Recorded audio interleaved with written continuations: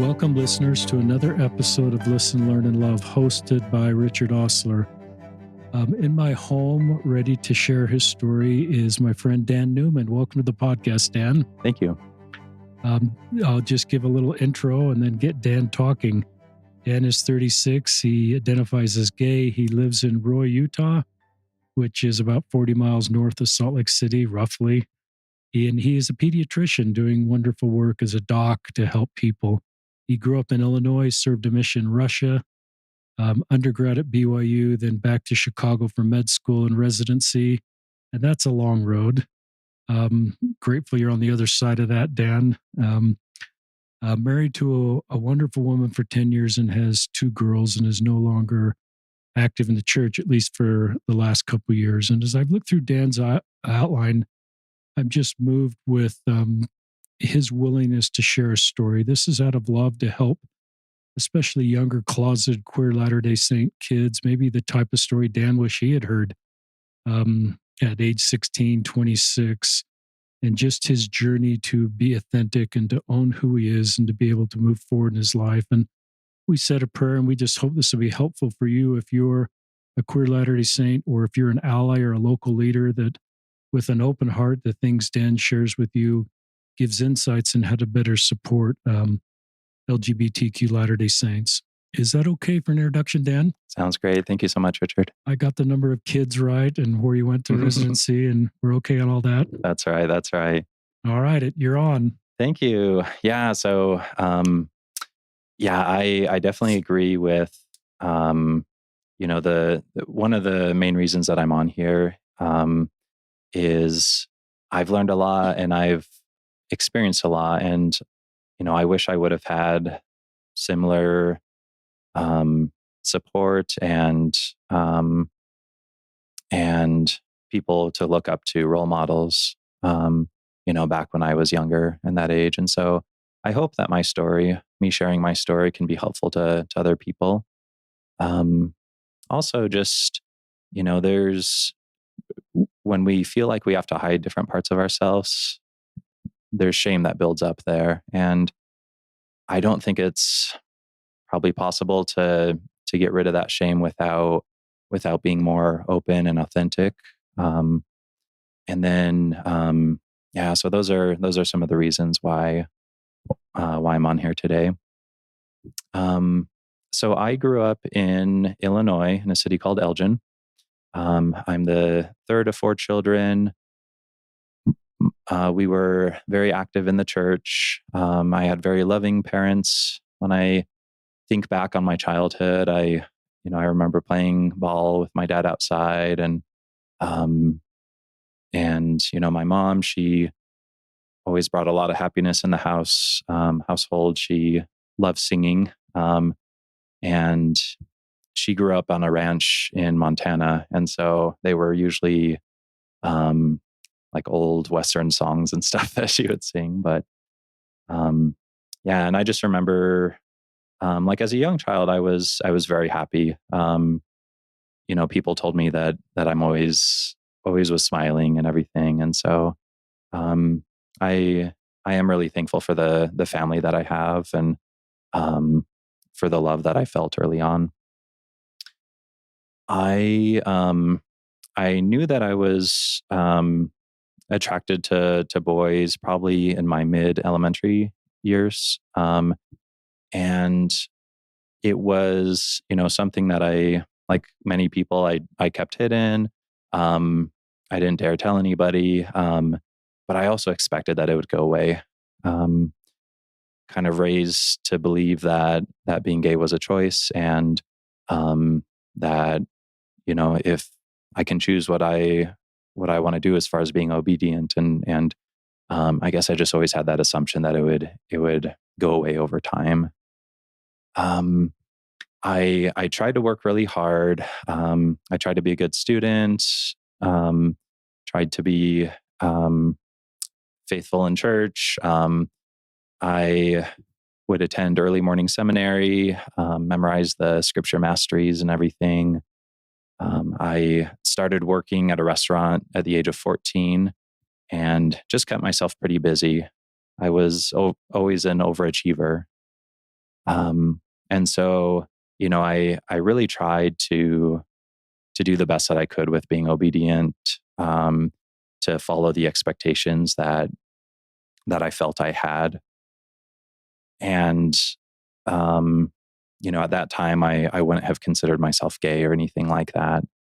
This was just something that was temporary and that I was working to overcome. I did struggle a lot in my teen years, especially with depression. Um, on the surface, I appeared to be really responsible and obedient and thriving, but deep down, I was really struggling. I was struggling with porn through much of my teen years, so I had a lot of shame about that. I did have thoughts of suicide and things like that as well.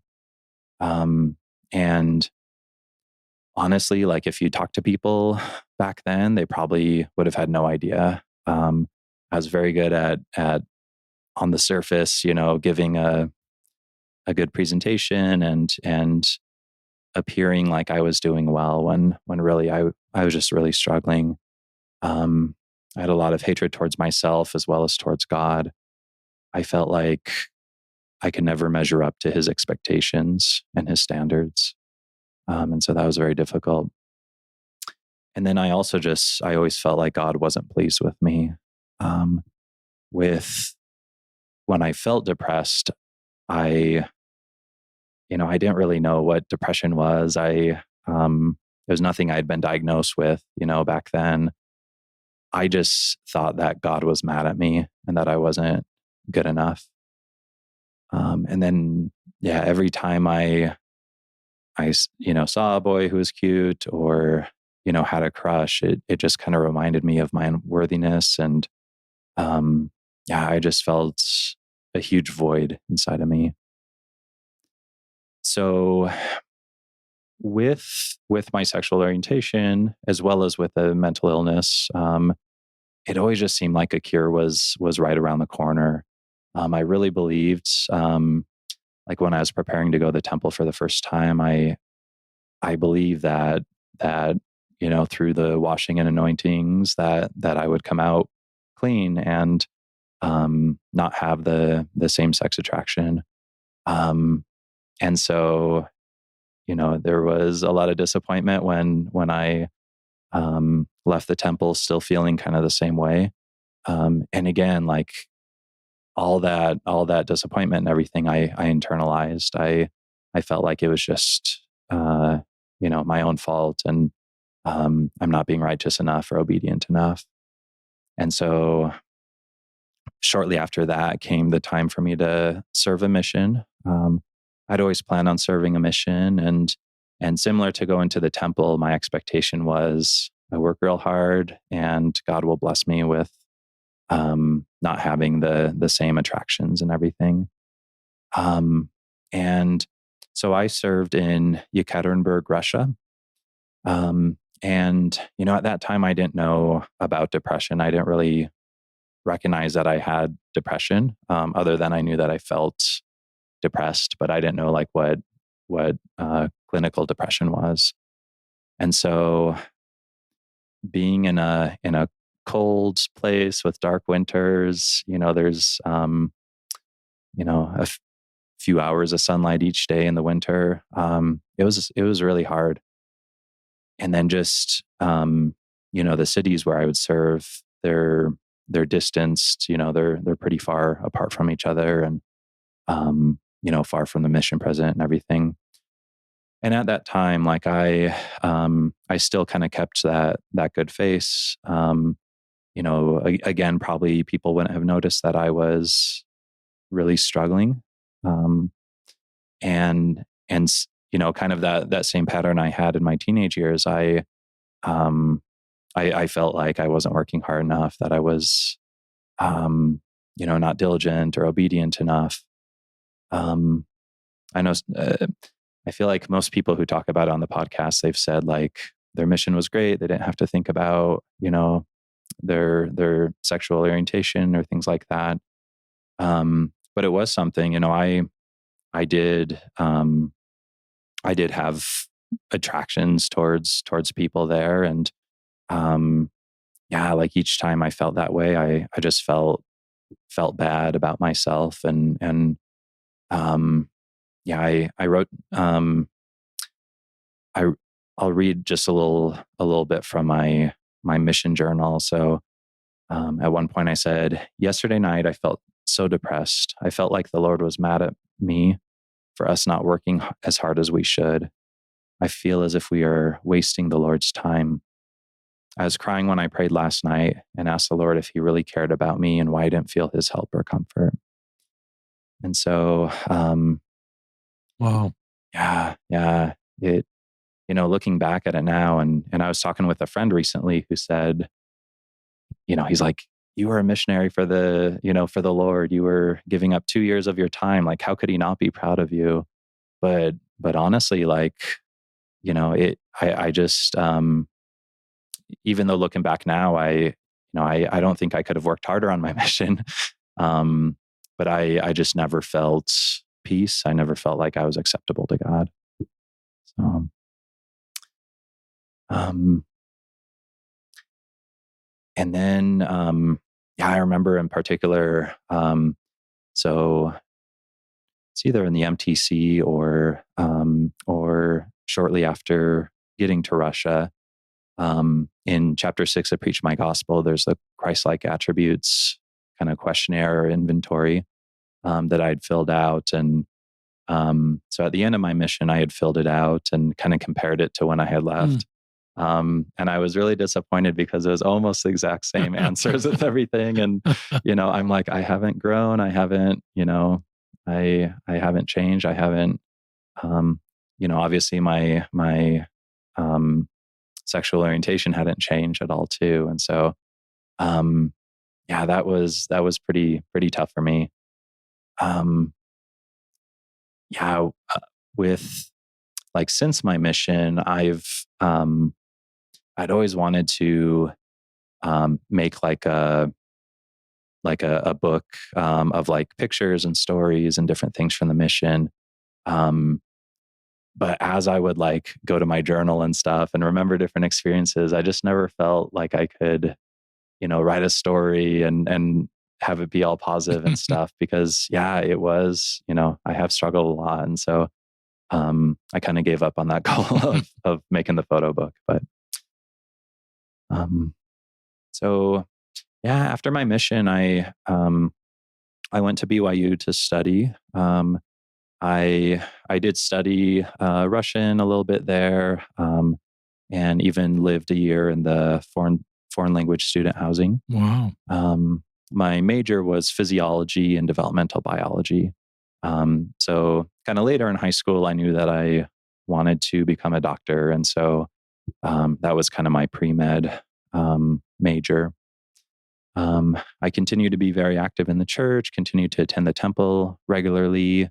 Um, Even when I lived about a mile and a half away, I would, walk, and try to attend every week, try to stay close to God. I ex I expected like, my plan was to marry a woman, and so um, I had always thought, okay, it'll be easy to know who I should marry because it will be the only woman I'm attracted to. And that was kind of my thoughts there. But yeah, marrying a woman was in my patriarchal blessing, and so I felt kind of the need to fulfill the blessing, instead of seeing it as a blessing and things that will bring me joy. It was more, okay, here's another list of things I need to do in order to qualify for the celestial kingdom. And so I did date quite a bit. I did have two two more serious girlfriends. Um, as by this time I was recognizing that the same sex attraction wouldn't go away. It probably wouldn't go away, and so um, I I planned on being open about that. Before I get engaged or married. And so with both of those girls, after we had been dating for a little bit, I Wow. talked about that and we tried to work through it. And yeah, I mean, um, it was difficult and those relationships, they didn't last. But as part of that, I started working with at the counseling center at BYU, working with a therapist, and um, yeah, I was a very black and white thinker at that time. I remember the person I was working with, he was saying, um, because I told him, like, my patriarchal blessing, it tells me that I'm going to marry a woman and stuff. And I remember him asking, like, so what if you get to like 30 years old, or what if you get to 40 years old and you're still not married? And to me, it was just like, what are you talking about? Like, Mm. it's going to happen. Like, I was just very, very black and white thinking. Um, and then, yeah, I feel like overall, with the therapy, like there wasn't any conversion therapy or anything that I experienced, luckily. But there was kind of that expectation that my attraction would change over time. He would start each visit with asking, okay, on a scale of 0 to 6, the Mm. Kinsey scale, like, where are you at? And so I felt kind of pressure to be like, oh, now I'm only a 4 or Interesting. something. So Interesting. yeah. Um, Now the last year at BYU, so this would have been 2010 or 2011. Um, I attended a lecture that was given by Bill Bradshaw, and it was called "The Origins of Homosexuality." And I remember seeing it advertised for, and um, a little nervous to go. I didn't want to see anybody who I knew or have anybody think maybe I was gay, but um, I went there, and it was in the evening. It was in one of the big lecture halls, and it was pretty much packed with people. Um, and Yeah, I did see some people that I knew, and back then my thought was like, oh, I hope they don't think that I'm gay, but I never considered, oh, maybe they're maybe they're dealing with that too. Um, but as he talked, and yeah, he talked about a lot of evidence that shows that sexual orientation is related to our genetics and epigenetic influences and things. And that was the first time that I heard, like, from somebody who's an active church member, that it's okay to believe that being gay wasn't a choice. I can't believe I made it all the way to that age, thinking it's not okay to believe that. But yeah, so that was really eye opening and helpful for me. Um, so during this time, I struggled a lot with my relationship with God. Um, I deeply desired to have a relationship with God. I wanted to do the right things. I wanted to feel close to Him.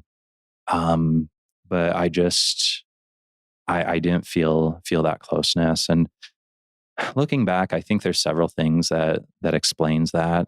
I think one of them was there's just so much shame as to who I was. If I hate who I am, how could God love who I am? And so I think that's, yeah, like I wasn't able to believe that somebody else who truly knew me was able to love me. I also saw God as a transactional God. If I'm obedient, um, then in exchange, my orientation will be fixed, or I'll receive specific blessings if I do these specific things. Um, I I did see, like, I felt like the standards and the things I was being asked to were just too high, too hard for me to be able to do.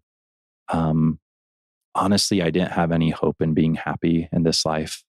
I felt like my options were marry a woman and be miserable in this life, but possibly happy in the next life, or pursue same sex relationships and maybe have fleeting joy in this life, but then damnation in the next life. And um, yeah, I mean that's really what I felt like the options were. And so again, how can you love someone who's asking you to do to do those things? Um, and all of this relates to my eternal salvation. There was so much fear there, um, just uncertainty and everything. As I've as I've come to learn more about attachment as well, it's kind of helped make sense of why, I had that relationship with God. So for kids, we, if they have loving caregivers who are responsive to their needs and things, they can develop a secure attachment. If their caregivers are, not there, if they're more neglectful, if they're, if there's just a lot of hostility or anxiety or things like that in the household, it definitely affects how the child connects to people and learns to connect to people. Um, and one of the worst, like, insecure attachment styles is kind of the disorganized one, where the child expresses a need, and sometimes the parent reacts in a loving way, and other times, reacts in a harsh or um, neglectful way. And so, for me, I did have, periods of time um, where I felt peace, or I felt closeness to God. Um, Times where I felt like prayers were answered, but then other times where it was the opposite. And so, um, that was just so hard for me to understand, like who God is, and not see God as punitive, not see myself as never good enough. Um, Now, one of the things that I struggled with a lot, was with my temple service. So I, I would try to go very regularly to the temple, and but I realized that a lot of times when I would leave there, I'd leave feeling worse than when I entered. Um, and it was very confusing to me because, you have people bear their testimonies about how peaceful the temple is and how good of an experience it is, and um, knowing that that's, people say it's like the closest place to heaven on earth. But for me, like, I didn't feel good, when I was there.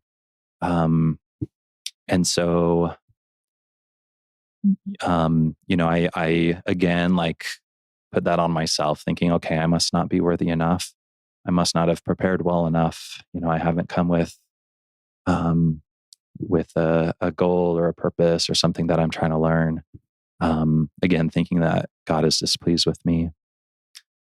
I had heard, in the past, people talk about how, um, like, Satan can enter the temple. Satan and the devils kind of stop at the temple doors. And so when I was in the temple and I had, inappropriate thoughts, or saw someone who I thought was attractive, um, I wasn't able to say, like, I'm a good person and Satan is tempting me, but rather, this is just me. I'm just a bad person. Um, and and then also just, like, the promises that we make in the temple. We know, um, we know that the promises, are, um, I guess God is very stern in that we keep covenants that we make with Him. Um, and so, as time went on, I'm like, I made these promises as a 19-year-old, guy. And now years later, I'm like, regretting with some of the promises, I'm like, I don't know. So that was hard to, just remind myself every time, okay, I promise to do this and that. And, um, otherwise, yeah, there's a very harsh punishment and stuff. And so, um, yeah, it took me years to kind of figure out that, like, that pattern was even happening. Um, and to recognize that, okay, maybe this is anxiety. Maybe I've just associated these things, in my brain, and it's just my natural response that I feel anxious during these times. Um, Despite that, I kept attending very frequently. I was, pretty involved with family history work as well, and doing a lot of things there too. Um, so after after college, moved back to Chicago where I did medical school. Um, I was active in the singles branch, and again, I was trying to date, and um, I still had the goal of marrying a woman. Um, so I met Anna, and we started dating. This was um, probably early in the second year of med school, but I told her about my same sex attraction about a month into dating. And yeah, she, I don't know, like for me, when conflict would come up or when issues would come up, it was easier to kind of back away and say, okay, like, maybe this just isn't going to work. But I really respect her for, she took that news and was like, okay, like, let's see where this goes. Let's see what we can do. Um, at that time uh, uh, well, I guess with dating, it gave us an opportunity to talk about things that a lot of, dating or engaged couples want to talk about, different expectations and things. And um, as far as like being intimate, um, like we just didn't know what would happen. And so I feel like there's pretty low expectation there with, maybe we would just, be celibate, have a celibate marriage or whatever. But um, about that time when we were dating, I also came out to came out to my parents as well. Um, so I had imagined that I would just never tell like my parents or really anybody else. Um, I imagine being in the next life and seeing them and being like, hey, let me tell you about an experience I had that I had to overcome and stuff. And it seemed like it would be a lot easier to wait until everything was resolved and I've overcome it before I talk to them about it. Um, Over time, though, I felt like not sharing my experiences and struggles was selfish. I wasn't giving them the chance to learn or grow or understand it. Um, and so, yeah, I felt prompted to come out to my dad, and he handled it better than I would have expected. And maybe my expectations were pretty low of that too. But yeah, he was loving, and we had talked for a bit. And he offered to tell my mom, which I was really excited about because it's a lot of work to come out to someone, and yeah, it was.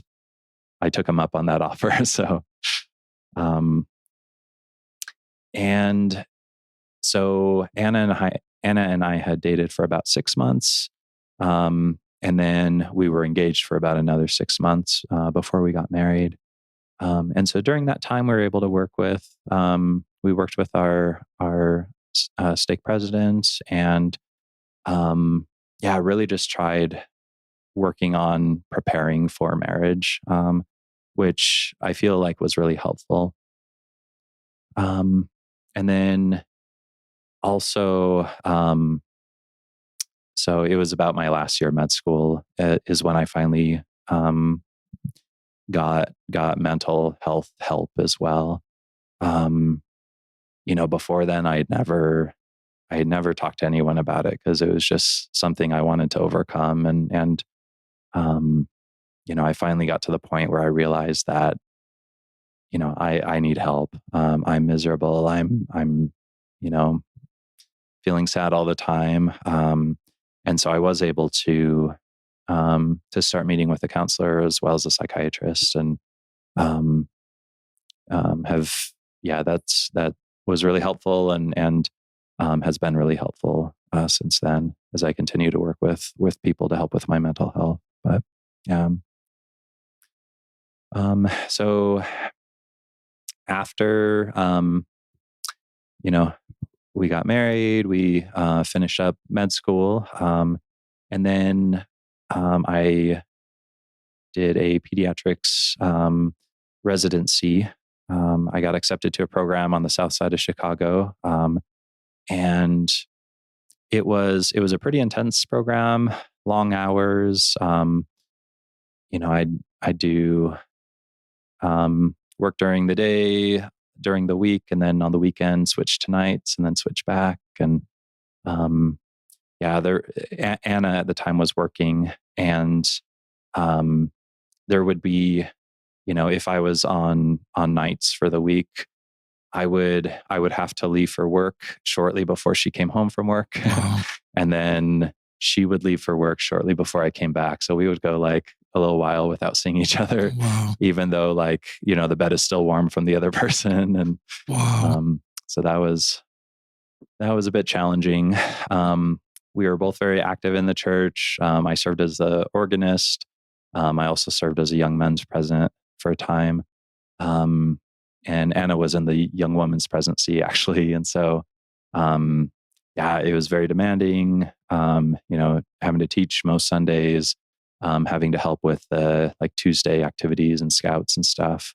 And honestly, we look back at those years and we have no idea like how we got through. But looking back, I mean, we really do have fond memories of the people that we worked with there. And just that experience in general. I think it was really good. So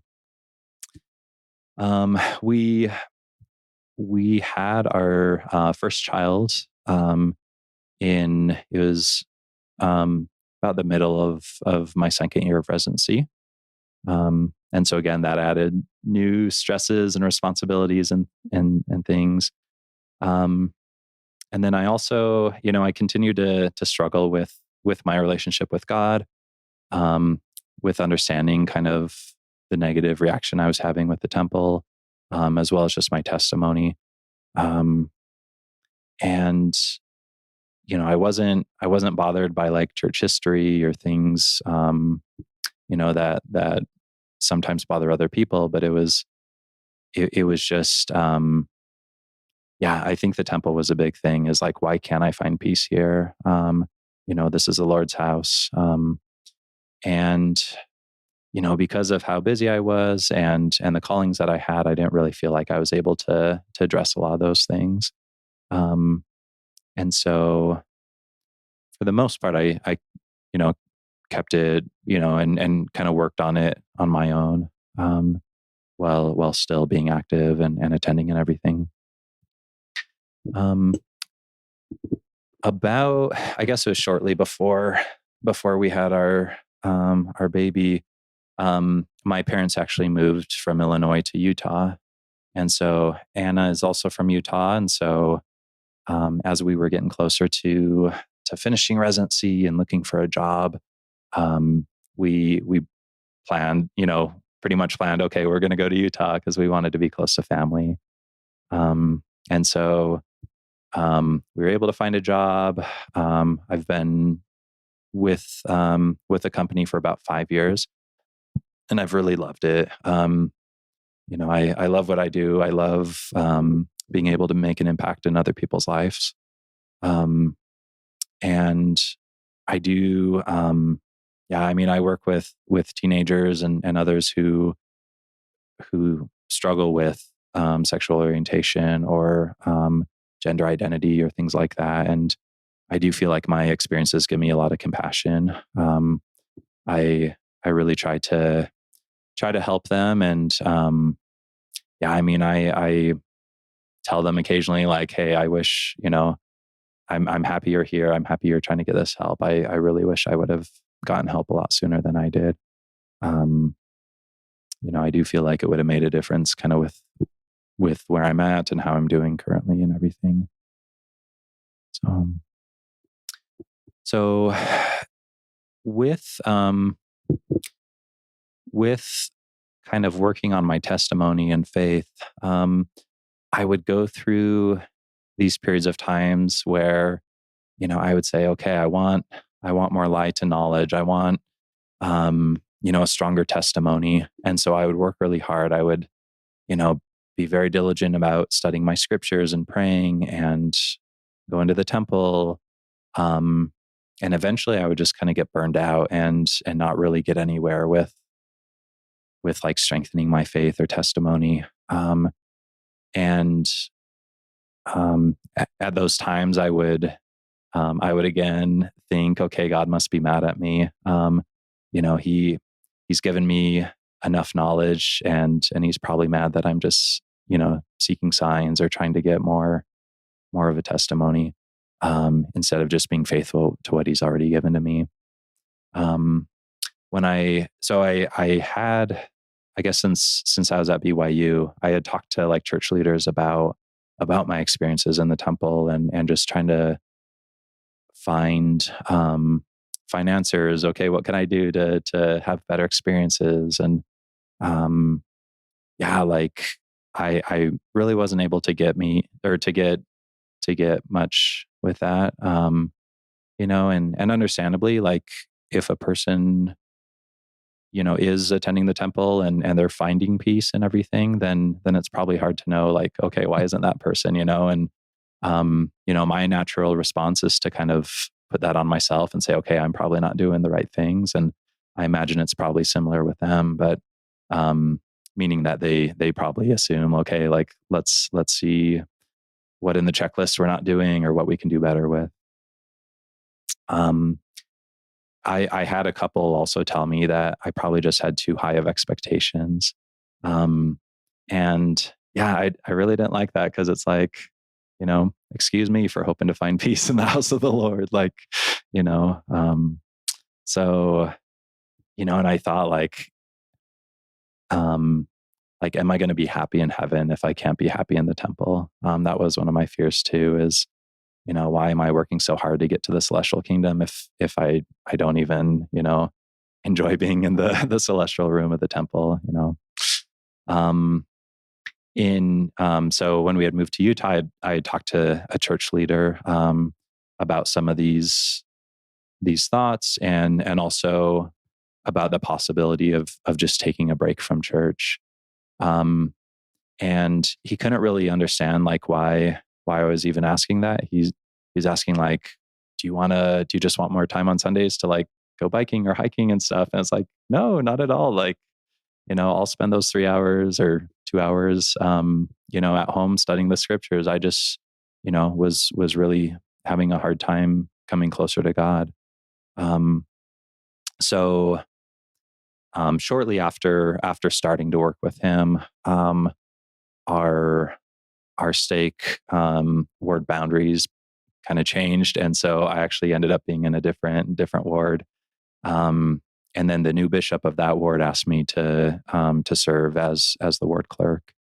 And so, you know, again, I felt like I was needed. I felt like, you know, I couldn't um, like experiment with not going to church and stuff. Um, but it was really an awesome calling. You know, I love the association with the bishop and the counselors, and um, yeah, I really do love those men and the people I was with in the ward there, and do cherish those experiences. Around that same time is when um, I started to discover podcasts where people share their stories. And you know, I remember one of the first podcasts was somebody telling their story, and they were, you know, kind of similar to me, where they were they were same sex attracted, but trying so hard to be obedient. Um, you know, this guy had also served as a young men president and everything too, and um, yeah, and it just helped me. Like once I started to hear other people's stories, it helped me realize, okay, maybe it isn't like just me. Maybe it's not that I'm not trying hard enough, or um, yeah, that I'm doing something wrong. And so that's truly been helpful for me. Is um, being able to hear other people's stories, and over the last year or two, being able to like have friends who also are kind of in the same situation, um, of identifying as same-sex attracted or gay. Um, it's been really helpful and really healing for me. Um, so about 4 years ago, I had decided to take a break from the temple, and my expectation was, okay, I'll take a break. I'll, after a few months, I'll realize like how much I'm missing in my life, and have more of a desire to return. But then it didn't happen. I didn't feel like I was missing something. I felt much better with my mental health, and um, yeah, this was a little before COVID happened, and so um, yeah, I had that, and then COVID went around, so the temples were closed and everything. Um, since then, I had gone back a couple of times, just to see if there would be anything different. And even with like a temple open house, or going to help clean the temple, I still had that anxiety and kind of negative feelings and stuff. And so, um, yeah, and I recognize that that's my experience. I do recognize that other people, um, they do find a lot of peace and comfort in the temples.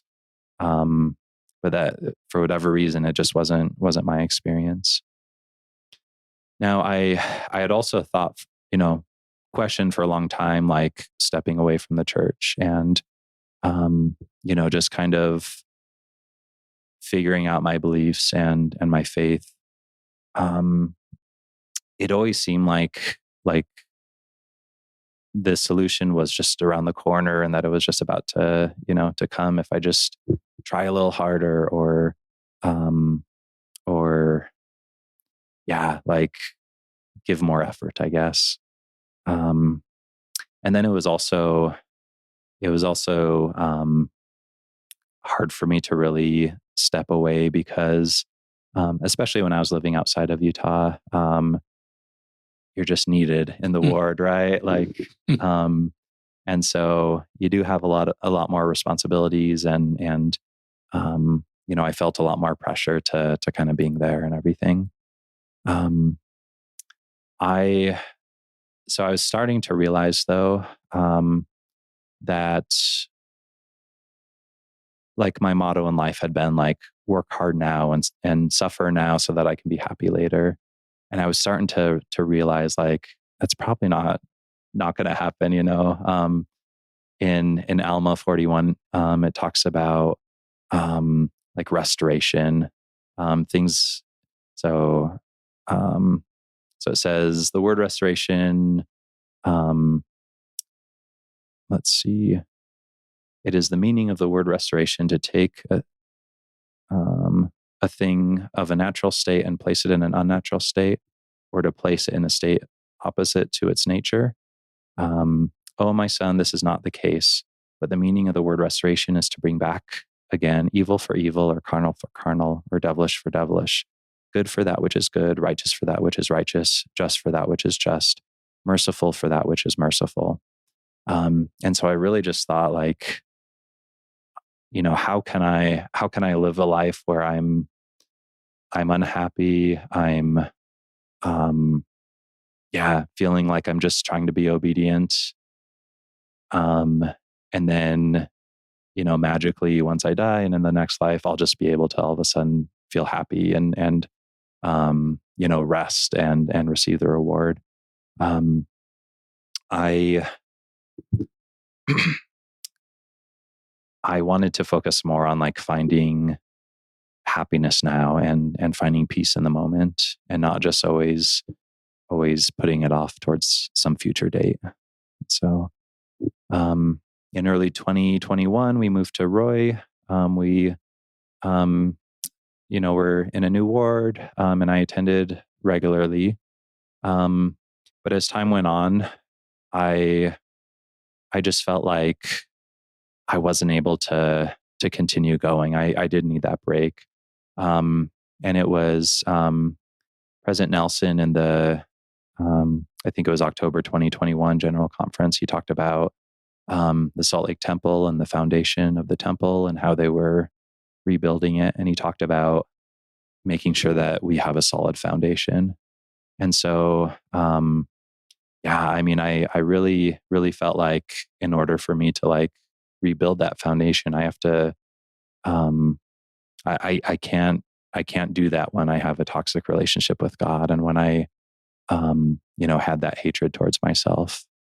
Um, I so I met with my bishop, and kind of told him, and he he was very loving and supportive, and probably reacted to it the best that any bishop could. Um, he was supportive. He offered to give me and my wife blessings as well, and just showed us so much love. Um, Shortly before then, I had stopped wearing my garments, just because they kind of triggered the same negative emotions as well. Um, and he he said that he would talk to the stake president and um, see if I could still like keep my temple recommend and stuff, even though I wasn't wearing the garment. And yeah, he's just very loving and not trying to preach or push me one way. And it's something I'd been dealing with for over a decade, and so um, I feel like that was very, very generous of him to recognize that I've tried everything that he could prescribe or suggest. And then he's continued to include me in different service opportunities or things like that. He um, like a few times he said, "Hey, would you feel comfortable like doing this or doing that?" And currently I actually serve as a ward choir pianist, and so um, that's been really helpful to be able to still associate with some of the ward members, and still be blessed by beautiful music and everything. And I'm thankful for him for kind of taking that approach. So yeah. Um, Now there, it has been kind of difficult with stepping away from the church. Overall, I'm thankful that that's what I did, and I do believe that um, that's the path for me to be able to truly come closer to God and not just obey resentfully. It's once you leave, it's like, okay, what do I believe? What values do I have? Am I going to start drinking coffee or doing other things? I I had looked, just kind of researching other religions and churches and things, and trying to see like, is there any like single true church or doctrine that resonates more with me? Um, and I'm still kind of working out that relationship with God.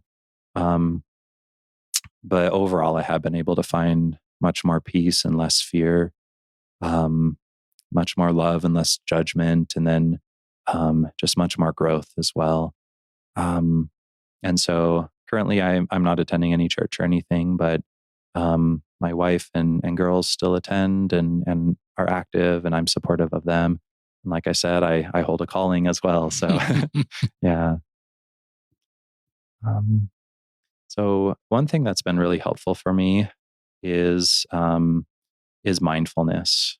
Um, when I was still active in the church, I had signed up and taken a mindfulness class, and it was like 3 hours every Saturday, and then um, about 45 to 60 minutes of like homework and practice that you do throughout like every day of the week. So it's pretty intense.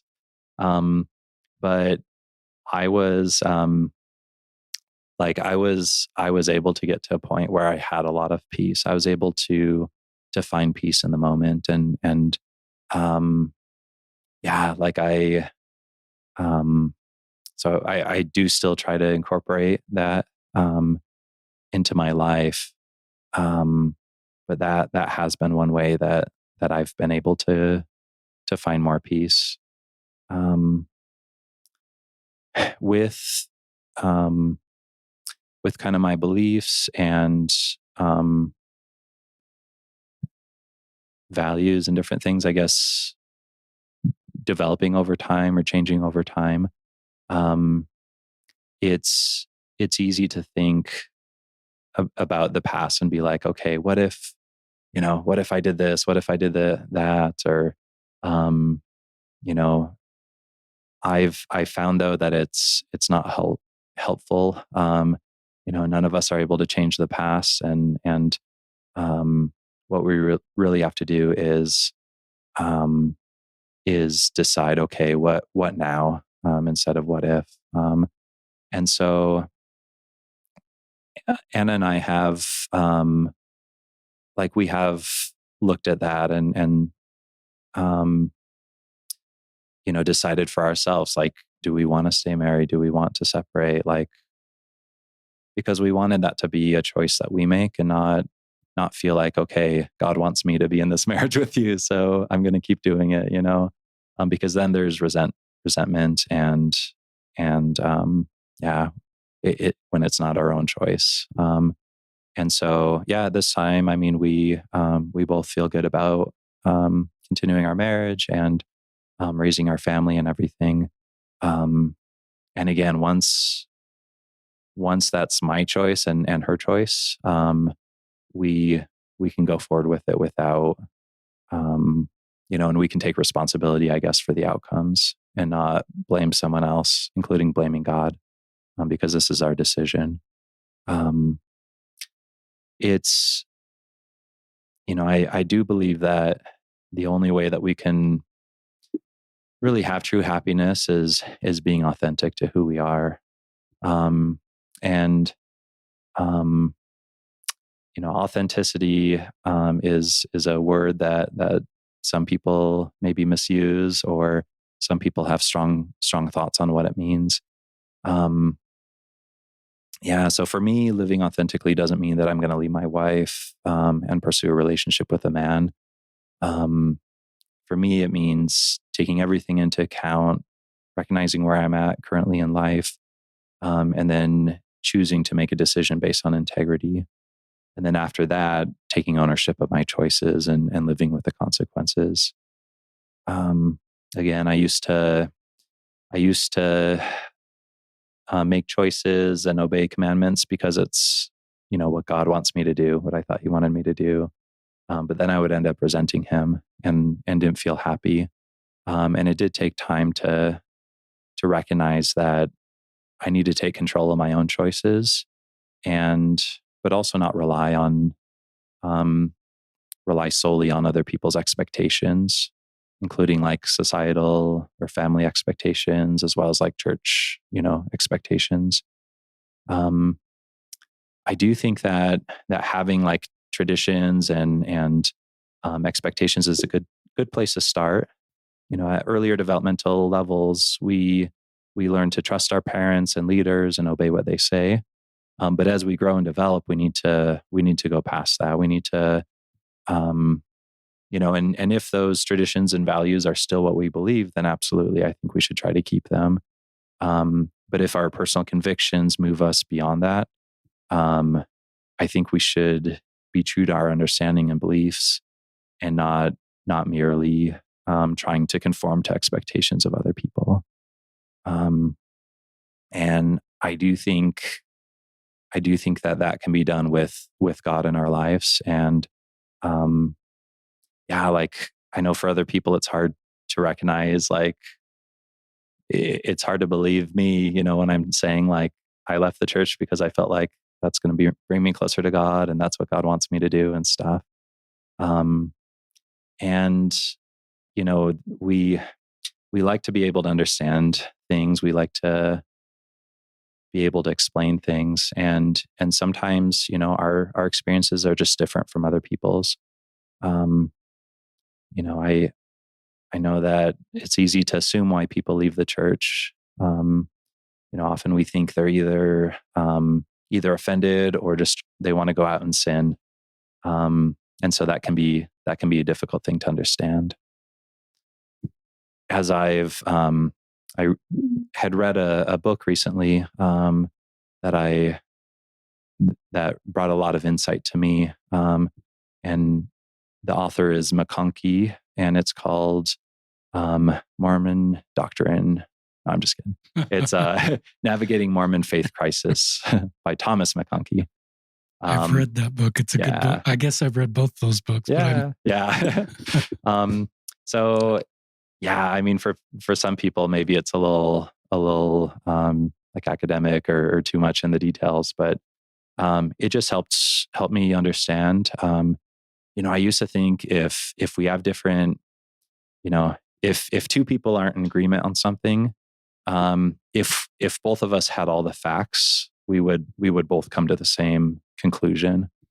But I realized like that's not the case, and because like we're all just at a different place, we all, you know, development. I guess we know that children, undergo different stages of development, and we don't really think about adults as still developing. And so I think it's helpful to recognize that people are at different places on their personal development, and that's okay. And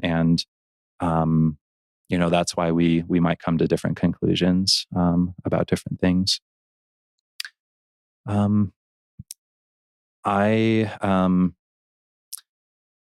wanted to talk a little bit about love as well. I really like Dr. Jennifer Finlayson Fife. And is that because she's good content or lives in Chicago? Kind of both. Okay, just checking. No, I mean she's brilliant, and I know a lot of her teachings are geared towards like heterosexual couples and everything, but I feel like a lot of the principles apply. And she talks about how if our ideologies are getting in the way of loving people, then it's probably, we probably should choose love over the ideologies. And yeah, so I think there's just so much, and she talks about how there's just so much more growth in love than in just, strictly obeying, I guess, what other people are telling us. And I also, there's a recent podcast with Adam Miller where he said, love is the law, not the reward. And I really like that too. We're commanded to love, and it's not that we give love to other people as a reward for doing certain things or for being the way that we want them to be.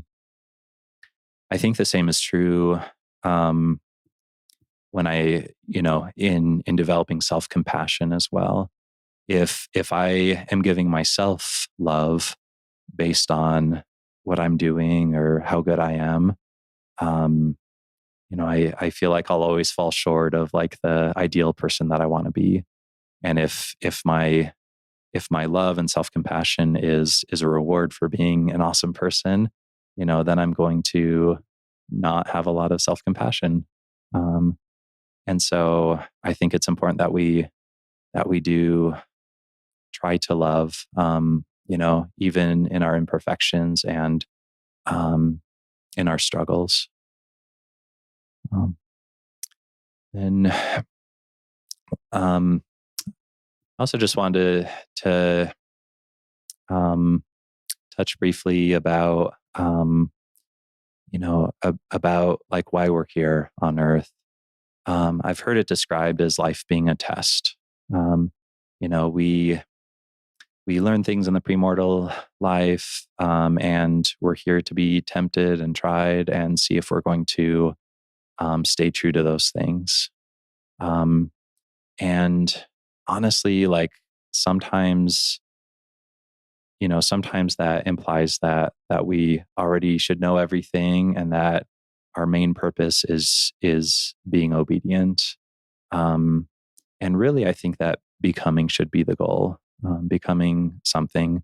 Um, yeah, I've thought a lot about like heaven, and I think that in order to um, get to that place, and to get to a place where we can continue to develop through the eternities, I think we need to become, and um, I guess more so than um, just following certain rules, or obeying certain principles. Um, and There's the song that we all know, "I Am a Child of God," and it was written by Naomi Randall, or at least the words were. And originally, it was written. The last phrase was, "Teach me all that I must learn to be with Him someday." And then a couple decades later, I think it was President Kimball asked permission to change it to, "Teach me all that I must do to live with Him someday." Um, and I just think even more important would be, "Teach me all that I must be or become to be with Him someday." Um, yeah, I'm happy with where I'm at in life right now. Um, I I feel like I've been able to learn, and um, yeah, when I'm much of my life was spent trying to obey, but it was done out of fear of the consequences and everything.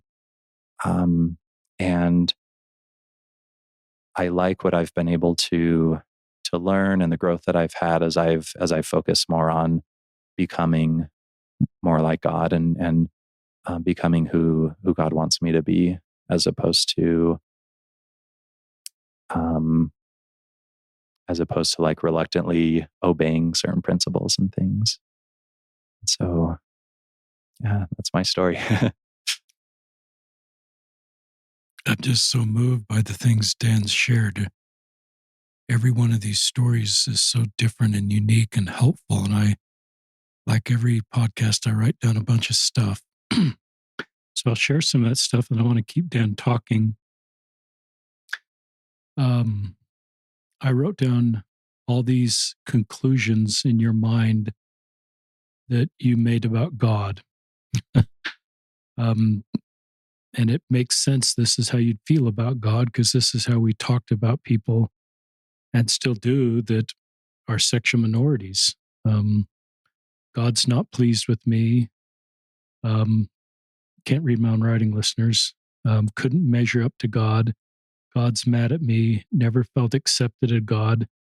And this one just kind of stung. If I can read it, "If I hate who I am, how can God love who I am?" Mhm. What a powerful but sobering comment. And I started to think of, what if in general conference and in wards and stakes we said, "God is pleased with queer Latter-day Saints. Queer Latter-day Saints can measure up to God. God is not mad at queer Latter Saints. Queer Latter Saints should feel completely acceptable to God." Um, and it's just, no one should hate how they feel. And so your relationship with God is complicated because of how you feel. And you've articulated that about as well as any guest on the podcast. And the work you've done to kind of work through that and do everything you can to sort of come at peace with God helps others that are trying to accomplish the same things. I don't think this was learned. I mean, I think this was learned. I think, obviously, because of the things that were said about people like you, and how you felt about just feelings. So that's one big comment. The second one is just tremendous respect for getting on with your life in a really demanding career, navigating your sexuality. And that could have just, I don't know how you did that. Um, you've got to get into med school. That takes a big number on a test that I don't know what the number is anymore. Um, but then it takes getting into residency, it takes finding a job. You're getting married during this time. You're, I assume, going into debt. You're the young men's president. You're navigating your sexuality. You have these feelings about how God feels about you. And I don't know, but just with every way I can communicate this, Dan, is just respect for what you've accomplished in your life, and where you are now, and how this helps others tremendously to hear your story. Thank you so much. I love how the integrity, you're doing everything you can to be a stand up guy, managing your sexual orientation, including being open with girlfriends. Mm. A couple, it sounds like at BYU, that didn't work out, but being completely open with Anna, your wife. And then probably the really honest, vulnerable, helpful communications that you had about every subject because you were willing to be vulnerable. And this is a beautiful love story. And then to bring kids into your home. I love you being honest that your attractions to men didn't go away on your mission. It's probably good, even though we have a lot of stories to your point, that it just kind of lifts and you're so focused that it's probably good for some to hear that, yeah, once in a, those attractions are still there. And that probably helps manage expectations for others going on missions that aren't straight. Let's look at some other notes. The guest before you, I don't know if his podcast will be released before you. He talked about he's gay and why he came on the podcast. He's married to a woman. He says, part of this is for my kids.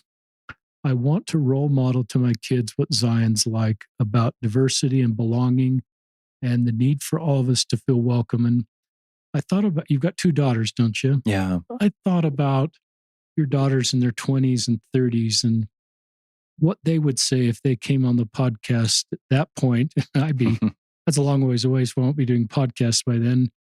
And the blessings of having a gay dad and how that's blessed their lives and has taught them things about compassion, empathy, kindness, inclusion, and help them feel like they belong, as we're all needing to feel like what they belong. So I think you being out is a good thing for your kids. Thank you.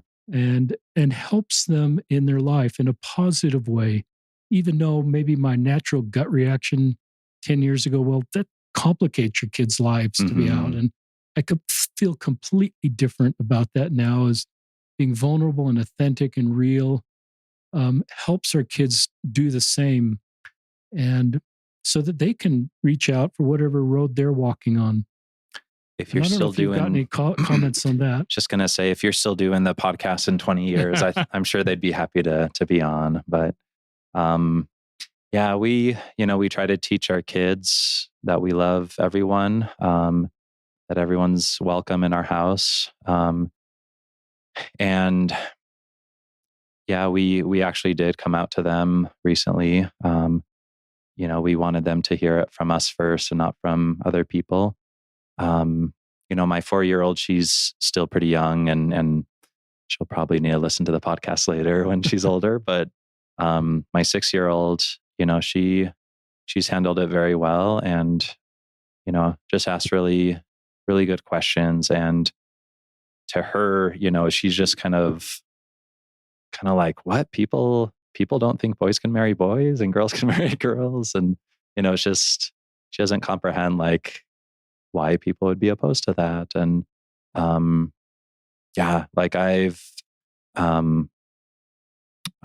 think, they're awesome kids, and I do hope that they can, I do think that this will bless them in their lives. It will help them be more compassionate to others, and yeah, I guess see others more closely to how God sees them. Yeah, I think that's something your generation is doing better at, just talking about real subjects and creating a family culture. that your daughter, I think age appropriate conversations are fine. So I think what you talk with your daughters is fine. And I think maybe most importantly, you have the responsibility to do that the way is right for you and your wife talking about that. But I think creating a family culture where we're talking about real stuff and mom and dad can talk about real stuff. So your kids, as they age up, I would just guess your kids will say, I can talk to mom and dad about the realities of my life. My guess is you'll have two straight daughters, just mathematically. Yeah. I don't think talking to your daughters about dads being gay causes them to experiment and a straight person becoming gay. I hope nobody listening thinks that, because maybe I would have thought that. So maybe that's why I bring it up. I just think it allows the culture of your family to be really healthy, respectful environment where your kids can talk about the realities of their life. And you have enough tools to talk about real stuff because you've been walking this road for a long time. That's I also was fascinated with, I'm not a therapist, and if I wanted to go back in life, I might become a therapist and just understand this space. But you talked about an insecure attachment style with God and how important it is for kids to have a very consistent attachment style. And maybe this relationship you've had with God, which isn't your fault, I think it's culturally driven because of how you feel about yourself, is caused a complicated relationship with God where, from a clinical standpoint, it's this insecure attachment style where it's sometimes really helpful, but sometimes not. And then you look inward and say, this is my fault. And the temple then somehow gets caught up in that in a way that I thought you articulated really well.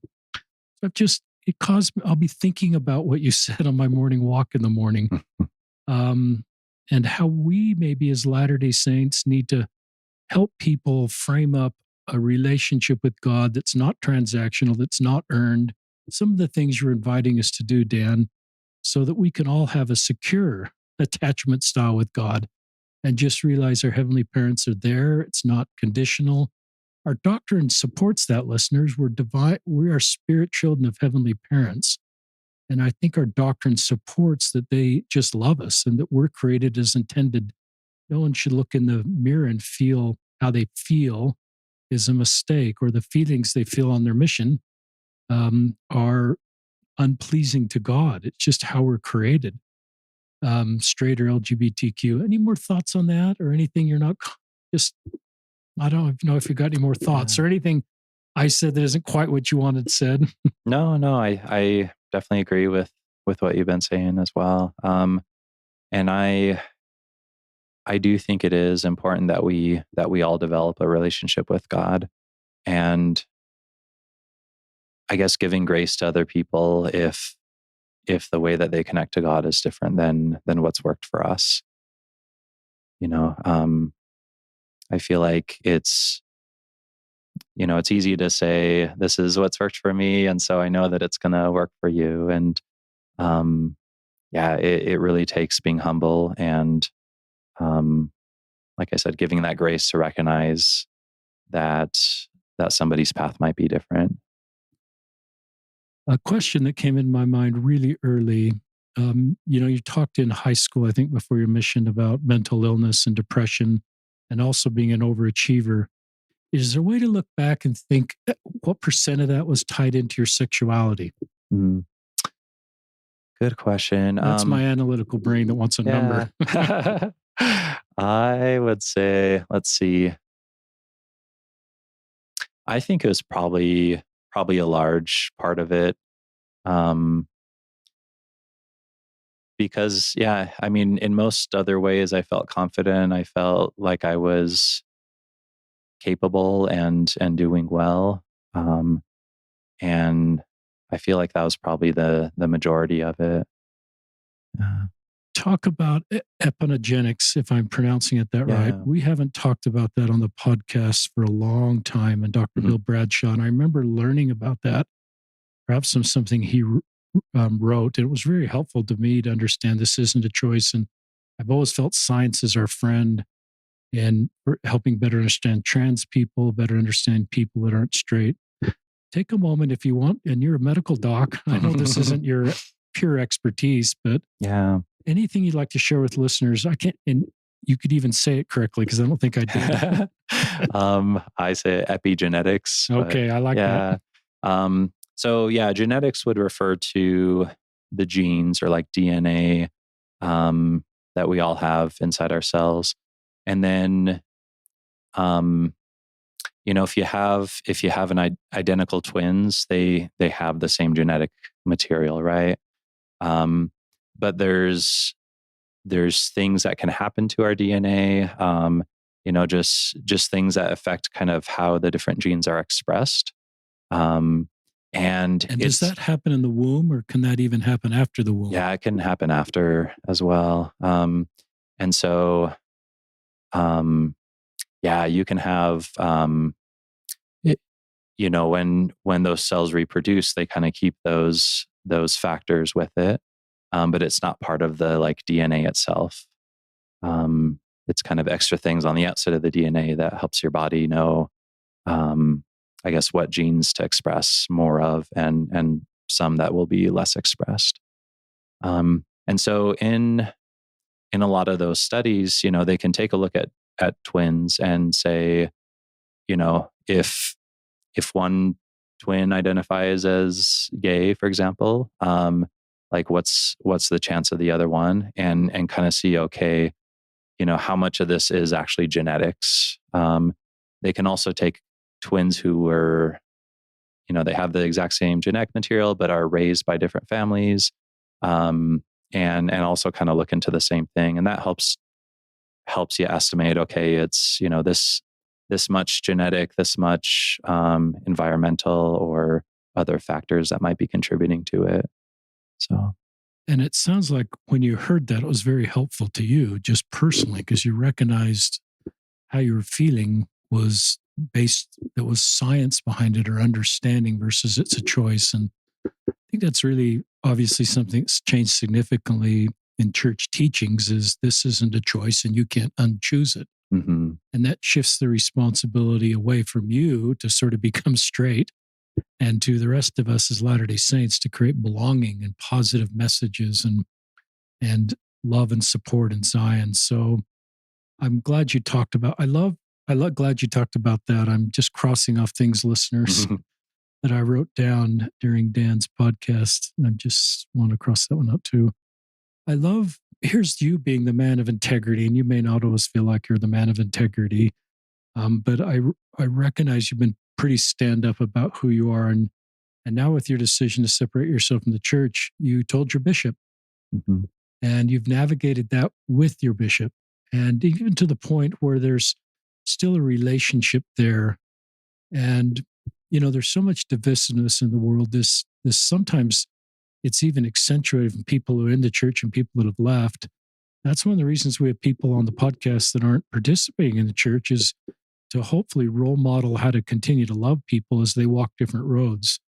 And you're extending grace back to the church and back to your ward family. And you've been very kind to the church and to your ward people at times, serving as a ward clerk and to this bishop that you still have a relationship with, I sense. And yeah, he recognizes this principle that I talk about is we're called to be gatherers, not sifters. And there is no belief or behavior hurdle to welcome in a congregation. And not every calling requires a temple recommend, including the one you have. So it's not mhm, like your bishop went rogue. He's just doing what he can do. And your benefits in that area as a musician are blessing your ward. And so I love those kind of stories. It takes grace on both parts of you. Listeners, we have a new book coming out. I've started to mention a little bit. It's out in September. It's called In Building the Good Ship Zion. And there's a couple chapters that are kind of in the same vein as Dan's podcast. Chapter 3 is written by an LDS therapist, Tanya Miller, about ministering to those with church generated pain or trauma.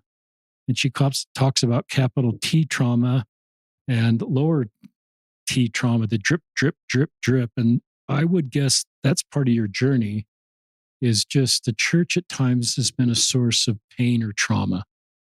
And maybe that then I'm not a therapist.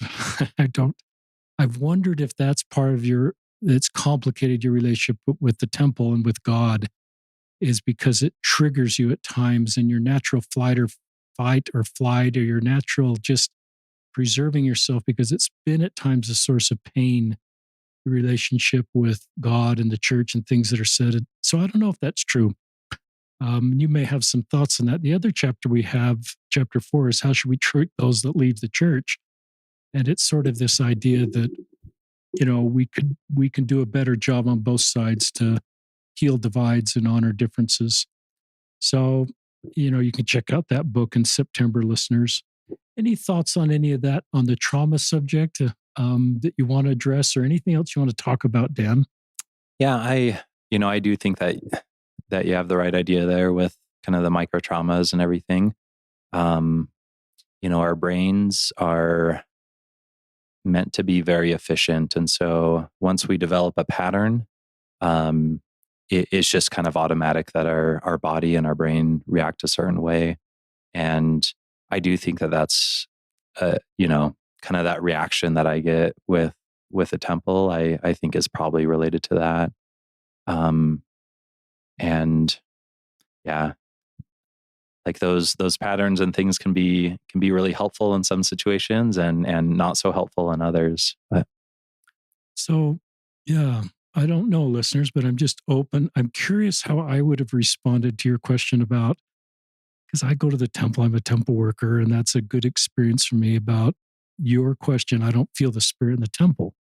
And I wonder how I would respond to that without knowing any of your story. And I hope I would, now hearing some of your story, I might not go to my spiritual toolkit and say, well, Dan, it's all on you. Like you've tried to do your whole life to read, pray, be a little more obedient, and then the temple will work for you. And maybe turn to sort of, there's the author of this chapter that I referenced talks about the torture of World War II, where people would just drip, drip, drip. They'd actually be held under dripping water. Mm. And how that just the individual drips were not a problem. It's the longevity of that and the infrequency, because sometimes they change the frequency up so it wouldn't be predictable, and how that is trauma, and how that may be part of your story as a gay Latter-day Saint, and just navigating your sexual orientation. And that's why I hope listeners, these podcasts help if you're queer to, own that about yourself in a really helpful way, in a positive way, as Dan suggested. And you can take some of Dan's story. What would you say to your high school self in Chicago? yeah, That's like not quite 20 years ago, but pretty close. yeah, You've kind of done that in the podcast, but talk to your high school self. yeah. So I know you asked that question a lot, and so I've been thinking about it, and um, I think a lot of the things that I would like to say might not be understandable to the very black and white thinker that Danny was back then, right? Um, what I think I would do is um, talk about um, how I do have worth, and also talking about how when you feel sad, when you feel different, like difficult emotions, that's not a sign of God's disapproval of you.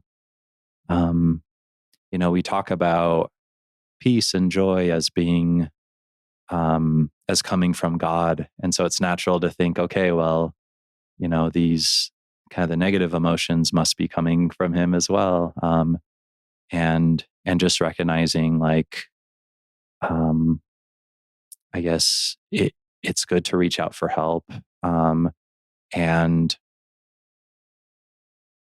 having depression isn't a sign of spiritual weakness.